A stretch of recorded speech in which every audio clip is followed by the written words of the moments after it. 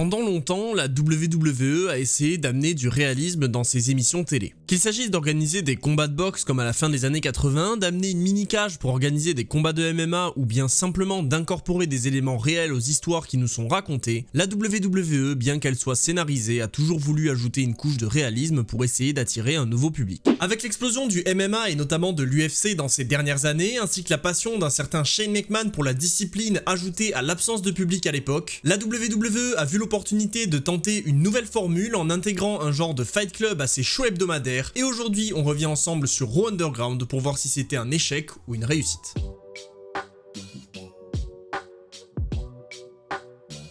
Tout commence le 3 août 2020, on est en plein épisode de Raw comme chaque semaine depuis 1993, et soudain, au retour de pub, on se retrouve dans un genre de sous-sol sur un ring sans corde, avec un mec qui est en train d'en exploser un autre au sol avant de lui envoyer des droites pour la victoire. Absolument aucune mention de quoi que ce soit à la base, simplement Shane McMahon qui débarque en disant gagnant, mais alors vraiment il le dit plusieurs fois, il salue ensuite les danseuses et annonce enfin le début de Raw Underground dans quelques instants. Pas de perte de temps puisqu'on retrouve celui-ci dans le ring immédiatement, toujours au milieu de ce sous-sol désaffecté, aux côtés d'un combattant random, et il était enfin l'heure de découvrir ce qu'était réellement ce Fight Club que Shane McMahon introduit comme étant un lieu dans lequel il y a très peu de règles amenant du chaos et de la destruction. Bon, à ce moment-là, en réalité, on n'en pense pas grand-chose. Alors je reconnais que les quelques premières minutes de Raw Underground étaient déjà un petit peu frauduleuses, donc on commence à se douter qu'il y a une douille qui arrive, mais soit passons, il est l'heure de découvrir le tout premier combat de l'histoire de Raw Underground. On accueille donc un certain Dabba Kato, un gigantesque gars qui grimpe sur le ring, prêt à en découdre, et on allait enfin savoir ce qu'était ce nouveau programme. Le combat commence, la guerre va éclater et enfin le catch va avoir un côté encore plus réaliste qui va peut-être attirer de nouveaux fans et bah non en fait c'est nul. Non mais faut dire ce qui est, selon moi ce premier combat a directement décrédibilisé Raw Underground. Dabba Kato a du mal à choper son adversaire en début de match, il finit par réussir et lui envoyer des coups de genoux puis des genres de frappes avec ses deux bras ou je sais pas trop ce qu'il fait en fait. Bref, pour ceux qui en doutaient encore, Raw Underground n'était pas réellement une émission dans laquelle la WWE allait intégrer de vrais combats de MMA, mais simplement une genre de Fight Club comme on pourrait l'imaginer dans un film ou une série. Mais bon, maintenant qu'on a écarté ça et qu'on sait qu'il faudra pas regarder Raw Underground en s'attendant à des vrais combats de MMA, chose à laquelle en réalité on pouvait s'attendre, ça paraissait quand même assez évident, il est temps de continuer l'émission pour savoir si c'était si mauvais que ça ou si en le regardant d'un point de vue différent c'était un concept qui pouvait être intéressant. Parce que oui, Raw Underground avait en fait pour but d'amener quelque chose de différent et de nouveau aux écrans, et de donner surtout une légitimité à des gars comme Dabba Kato qui sortent de nulle part. Et d'ailleurs, en réalité, le mec va devenir la véritable star du programme. Après avoir explosé son premier adversaire, un deuxième mec débarque pour l'affronter, et en moins de temps qu'il n'en faut pour le dire, le mec se fait écraser au sol puis reçoit des coups d'avant-bras en pleine tête, et Dabba Kato repart avec une deuxième victoire. L'émission va revenir un peu plus tard dans la soirée avec un nouveau match entre un catcheur de la WWE et un random mec, et en fin de soirée, Dolph Ziggler aura également un combat qui honnêtement était parfait, et c'est exactement ce qu'auraient dû être tous les combats de l'émission pour la rendre crédible. Il faut comprendre que si certains catcheurs ne sont formés qu'au catch, beaucoup d'entre eux ont un passif en lutte, en jujitsu ou en autre sport de combat, et c'est pour ces gens-là que Raw Underground devait être à la base. Et franchement, pour le coup, le combat de Dolph Ziggler, je trouve qu'il est extrêmement bien géré et qu'il rentre très bien à l'écran. Et puisqu'on parle de gens ayant un background en sport de combat, le show sera interrompu par l'arrivée du Hurt Business, dans lequel on retrouve Bobby Lashley, qui a aussi eu une carrière plutôt cool en MMA avec 15 victoires pour seulement 2 défaites, et celui-ci accompagné de son groupe vont débarquer pour exploser tout le monde et s'établir dans le show. Évidemment, Raw Underground revient la semaine suivante, et franchement, un truc que je trouvais cool à l'époque, c'est que les segments qui sont dédiés au show ne commencent jamais lentement avec une intro ou un truc dans le genre. Non, directement, au milieu de l'épisode de Raw, tu te retrouves propulsé dans ce hangar désaffecté, avec des mecs en jean qui sont là pour s'exploser, et alors qu'ils sont en train de se mettre leur meilleur mandal, Shane McMahon apparaît avec un micro pour annoncer le début du show. En plus de ça, ils introduisent pendant leur deuxième émission Riddick Moss, et on sent que l'émission voulait mettre en avant des nouvelles têtes, ce qui réellement aurait pu marcher. Passer l'idée de base de rendre Raw Underground véritablement crédible avec des vrais combats de MMA ou combats à main nue, on se rend compte qu'on a là quelque chose de totalement inédit et qui peut permettre d'introduire de futures stars en leur donnant directement une grosse crédibilité. L'histoire du mec qui vient des bas-fonds du sous-sol de l'arène à cogner des randoms et qui vient ensuite face à de vrais catcheurs dans le show principal, je vous jure que s'ils étaient allés jusqu'au bout, ça aurait pu ne pas être si mal. Alors oui, évidemment, certains combats sont vraiment ridicules, c'est-à-dire que la WWE n'a pas non plus les talents de production de Hollywood et on l'a d'ailleurs vu à plusieurs reprises pendant cette période. Et du coup, certains passages des combats sont vraiment frauduleux, ce qui a tendance à sortir les spectateurs du côté combat combat sans règles, mais mis à part ça, sur le papier, c'est vraiment pas si mal. Riddick Moss avec son adversaire vont d'ailleurs sortir du ring pour montrer le côté sans règles de Raw Underground. Moss va même foutre un doigt dans l'œil à son adversaire et on comprend alors que c'est pas censé être juste du MMA, c'est vraiment un genre de fight club avec absolument aucune règle. On retrouve également Daba Kaito qui est toujours le personnage central de l'émission, hein, c'est limite si elle n'a pas été construite rien que pour lui. Et d'ailleurs c'est au moins un point positif hein, parce qu'on verra à la fin que ça a super bien marché. Hein. Là il y a aucun doute là-dessus, le mec c'était carré, vraiment il est sorti de l'émission comme un boss. Mais bon bref, revenons à l'émission, le gars va être interrompu par Shayna Baszler qui pour le coup a un vrai background en MMA, Jiu-Jitsu et Muay Thai et qui est une combattante totalement légitime et qui va aller choper des randoms dans le public pour leur mettre tarif. Bon encore une fois c'est loin d'être le truc le plus crédible possible hein, mais franchement en se laissant prendre par l'ambiance, la musique et le côté fight club c'est vraiment pas mauvais. L'émission revient alors chaque semaine avec des combats, il continue de mettre en avant ses principaux personnages à savoir le Hurt Business, Riddick Moss, Dolph Ziggler mais surtout Daba Kaito et petit à petit de plus en plus de catcheurs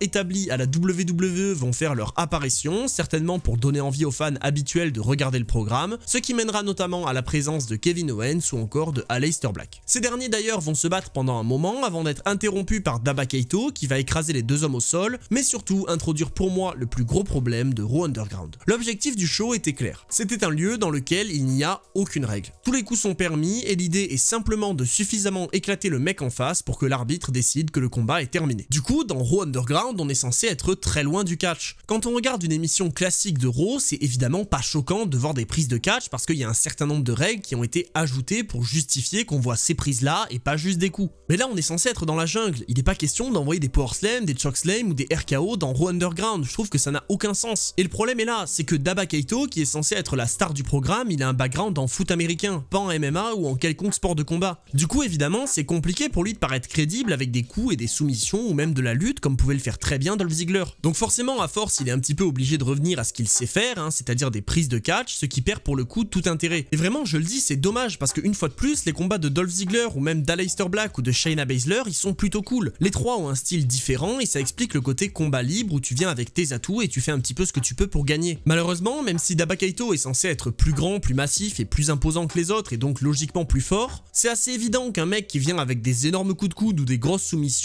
il est censé avoir plus d'impact qu'un gars qui fait juste un chokeslam. En plus de ça, c'est de pire en pire, hein, parce que Braun Strowman va débarquer et nous sortir ça. Prise qui pour le coup dans le contexte est absolument injustifiée et détruit pour de bon toute la crédibilité de Raw Underground, ce qui est vraiment dommage. Et je précise, je suis pas en train de critiquer le fait de faire ce genre de prise dans le cadre d'un combat de catch, parce que justement c'est là que ça a sa place. A l'inverse, dans Raw Underground, même si on considère que c'était plus vu comme un sorte de fight club comme dans un film, l'objectif était quand même d'avoir quelque chose de plus sombre, quelque chose dans lequel les prises de catch qui ont moins d'impact mais qui sont autorisées et même encouragées dans les matchs qu'on voit d'habitude deviennent ici complètement inutiles et où seule la force brute et les techniques d'arts martiaux ont leur place. Donc oui, évidemment, Raw Underground n'a jamais prétendu organiser de vrais combats de MMA ou même de vrais combats à point nu, mais on peut pas nier que l'intérêt de base du show était d'avoir quelque chose d'un petit peu plus réaliste, crédible ou en tout cas plus violent, et que donc quand on voit ce genre de prise, bah ça ruine un petit peu la crédibilité et l'intérêt du show. Au final, si c'était pour voir la même chose qu'on pouvait voir à la télé mais juste dans un ring sans corde et dans un hangar, bah ça avait pas forcément d'intérêt de regarder Raw Underground et il valait mieux regarder le show principal où les mecs étaient plus talentueux. Mais bref, pour revenir au show, après avoir décidé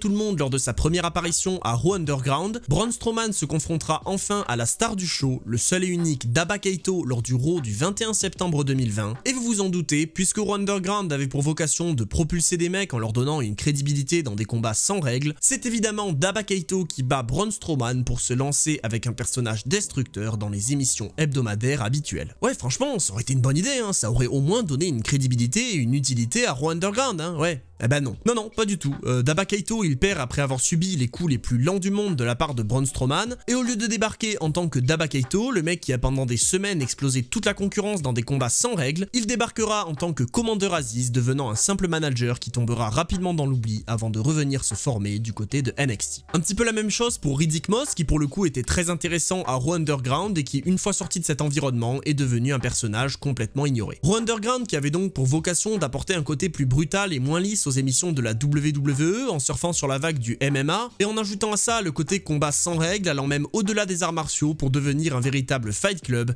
est rapidement devenu un segment étrange de l'émission dans lequel on pouvait un coup voir des mecs s'éclater à coups de poing et de doigts dans les yeux et un coup envoyer des prises de catch très peu impactantes. Et malgré quelques bons moments, notamment grâce à l'utilisation de catcheurs ayant un véritable background en art martial quelconque, l'émission a totalement raté son objectif, se clôturant après 8 épisodes en n'ayant même pas réussi à crédibiliser sa principale star, et Raw Underground a aujourd'hui disparu pour de bon. Évidemment, c'était pas si mauvais que ça, hein, parce que c'était aussi une tentative de se diversifier et de se réinventer, comme avec les apparitions de Rétribution durant les shows hebdomadaires qui étaient censés apporter un côté plus réaliste et plus sérieux dans une période dans laquelle il n'y avait pas de public, ce qui donnait plus de liberté au programme. Si l'idée de base pouvait être intéressante et qu'elle n'était pas si mauvaise que ça, Raw Underground n'a pas su convaincre les téléspectateurs, qu'ils soient des habitués ou au contraire des non-initiés qui auraient pu apprécier ce côté plus sombre dans l'émission, et même si le show avait quelques aspects positifs, il ne restera pas dans l'histoire comme une réussite. J'espère que cette vidéo vous aura plu, si c'est le cas n'hésitez surtout pas à me le dire en commentaire, et surtout donnez-moi votre avis sur Raw Underground. Est-ce que c'était un projet qui vous hypait à la base et en fait vous avez été déçu à la fin, ou bien est-ce que vous vous attendiez à ce que ça floppe complètement, ou au contraire vous avez trouvé que c'était quelque chose de plutôt qualitatif. N'hésitez pas à me rejoindre sur tous mes liens qui sont en description, en particulier ma chaîne Twitch, ma chaîne secondaire et mon lien affilié Oli pour me soutenir et vous régaler de leurs boissons excellentes.